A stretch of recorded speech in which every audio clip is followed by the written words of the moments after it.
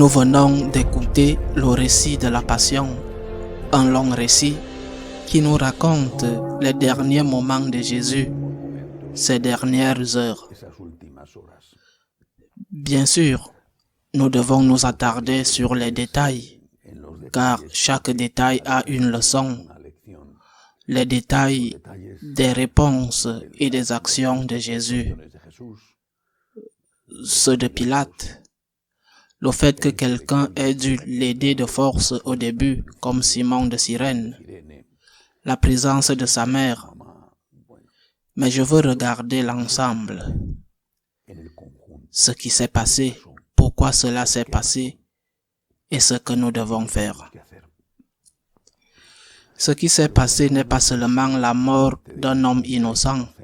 Il y a malheureusement beaucoup d'hommes innocents qui meurent chaque jour aux mains de dictateurs, de criminels qui veulent leur voler l'argent qu'ils ont, de kidnappeurs. La mort d'hommes innocents a malheureusement toujours été présente dans l'histoire de l'humanité. Là-bas, un homme innocent est mort. Mais si ce n'était que cela, nous ne parlerions pas de Jésus 2000 ans plus tard, de sa mort et de sa résurrection. Ce qui s'est passé là-bas, et c'est ce qu'il ne faut pas oublier, c'est que cet homme innocent qui est mort sous la torture était Dieu. C'est ce qu'il ne faut pas oublier. Il est Dieu fait homme, qui se donne pour l'homme aux mains de l'homme. Il est la victime qui se donne gratuitement pour sauver le coupable. Ce qui s'est passé fut cela. C'est que Dieu fait homme est mort aux mains des hommes. Et la raison pour laquelle cela s'est passé, c'est aussi celle-là, pour sauver les hommes. Lorsque nous réalisons ce que cela signifie en profondeur, que le Tout-Puissant, le Créateur de l'univers, le Créateur de cet ensemble spectaculaire et incroyable de galaxies, d'étoiles, de planètes, de satellites, le Créateur de cette goutte de l'univers qui s'appelle la Terre et de cette gouttelette qu'est chacun de nous sur Terre, que le Créateur de l'univers se soit fait homme pour sauver l'homme. Si cela est déjà un motif d'immense admiration, combien plus encore quand on se rend compte que ce Créateur qui s'est fait homme, ce Créateur meurt aux mains des hommes pour sauver l'homme. Et il meurt en pardonnant. Et il meurt en promettant la vie éternelle. Et il certifie sa promesse par la résurrection. Que devons-nous faire face à cela? Ceux qui n'ont pas la foi devraient au moins avoir du respect pour la mort d'un innocent et éprouver de l'admiration parce qu'il y a quelqu'un qui est mort d'une mort innocente sans se révolter avec haine contre ceux qui l'ont tué. Quelqu'un qui a accepté cette mort tout en pouvant s'en libérer tant qu'il n'a pas renoncé à ses principes moraux, à ses principes religieux, en proclamant sa propre divinité. Au moins le respect et l'admiration pour Jésus-Christ de la part de tous. Mais nous, les catholiques, nous ne pouvons faire qu'une chose à part, ce respect bien sûr. Nous ne pouvons faire qu'une chose, la gratitude. La gratitude. Sainte Thérèse, qui demandait le miracle et le don extraordinaire de remplir son cœur d'un amour passionné pour le Christ, conseillait à ses religieuses de contempler et de méditer l'histoire de la Passion, de contempler le Christ crucifié.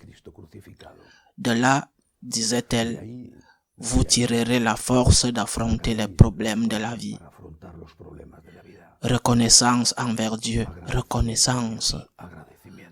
reconnaissance de le voir pendu à l'arbre, reconnaissance de le voir émailloté dans un berceau fait avec une mangeoire pour le bétail, reconnaissance de le voir prêcher ces paroles sublimes qui ne passeront jamais, reconnaissance de le voir compliquer sa vie pour aider la femme qui allait être lapidée, le paralytique, même si c'était un samedi, reconnaissance surtout pour cette mort et pour cette résurrection.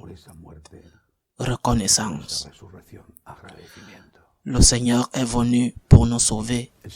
Il a donné sa vie pour nous sauver. Mais le salut ne se fera pas sans nous si nous ne l'acceptons pas. Le salut qui nous est donné, nous pouvons le rejeter et nous le rejetons non seulement quand nous n'avons pas de bonnes œuvres et quand nous ne mourrons pas dans la grâce de Dieu, mais nous le rejetons aussi quand nous ne donnons pas à Dieu ce qu'il a le droit d'attendre, la reconnaissance. Le Christ verse son sang pour nous et nous devons accueillir ce sang purifiant avec des actions de grâce. Et quand nous le faisons, quand tu as de la reconnaissance dans ton cœur, tu as aussi, même si ce n'est pas parfait, de la reconnaissance dans tes œuvres, de la reconnaissance dans tes mains.